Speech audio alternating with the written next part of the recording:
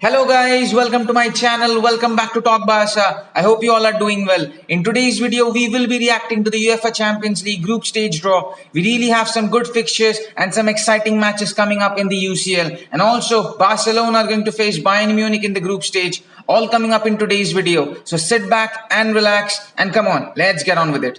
As we all know, there are 4 pots in which 26 teams get direct entry and the other 6 join through playoff ties. Pot 1 consists of Champions League winners and the Europa League winners, just like Chelsea and Villarreal, and the other 6 highest ranked nations. And pots 2, 3 and 4 are determined by the club's coefficient rankings. First of all, before we move on to Barcelona's group, let's start with Group A, and it consists of Manchester City, Paris Saint-Germain, RB Leipzig and Club Brugge. And I have to say what a group it is. And as per reports, Ronaldo can be joining Man City and we might see Messi versus Ronaldo. What a match that can be, something we didn't thought about previously. But RB Leipzig are not going to be any pushovers. They are going to be pushing Man City and PSG to their limits. But Club Brugge, on the other hand, I think they are going to have a tough time with these 3.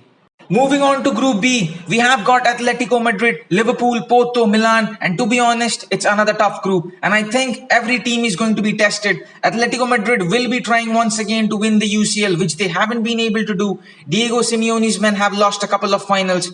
Liverpool, on the other hand, they didn't live up to the expectations in the previous campaign. They will try to rectify that. They have got their leader back, Virgil van Dijk. Then there is AC Milan and Porto. Milan are back after such a long time in the UCL. They will be challenging Atletico and Liverpool. And Porto, who can cause a surprise to any of the teams out there.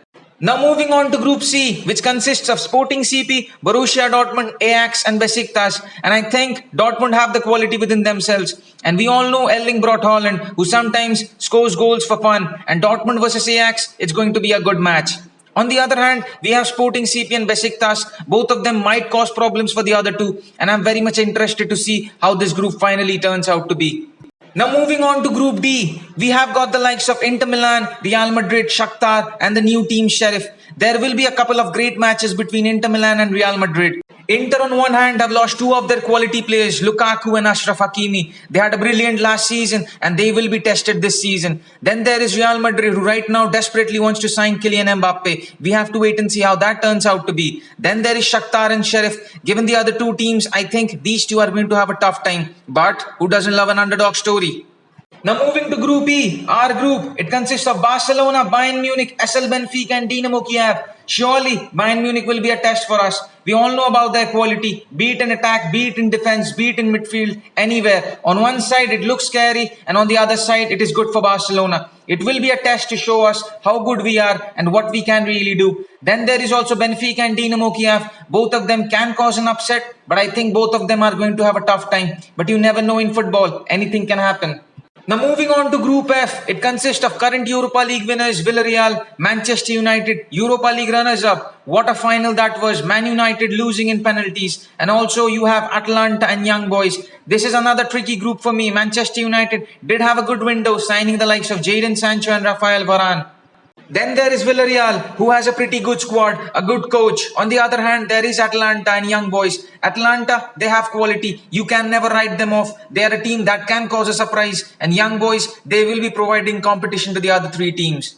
Now moving on to Group G, we have Lille, Sevilla, Salzburg and Wolfsburg. Another surprise group for me. Anything can happen. Anyone can come out on the top. It will be interesting to see who takes up that first 2 spots in this group, who finishes third, that is the Europa League spot, and who finishes bottom of the group.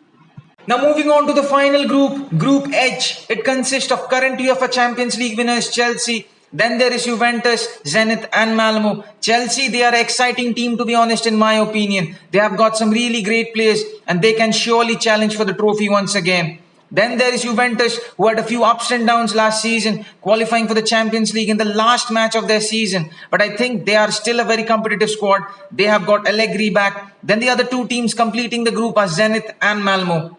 We have to wait and see who lifts up the UEFA Champions League trophy this season, and we will get to know about it in 28th May 2022, the final coming live from Russia in the St. Petersburg Stadium.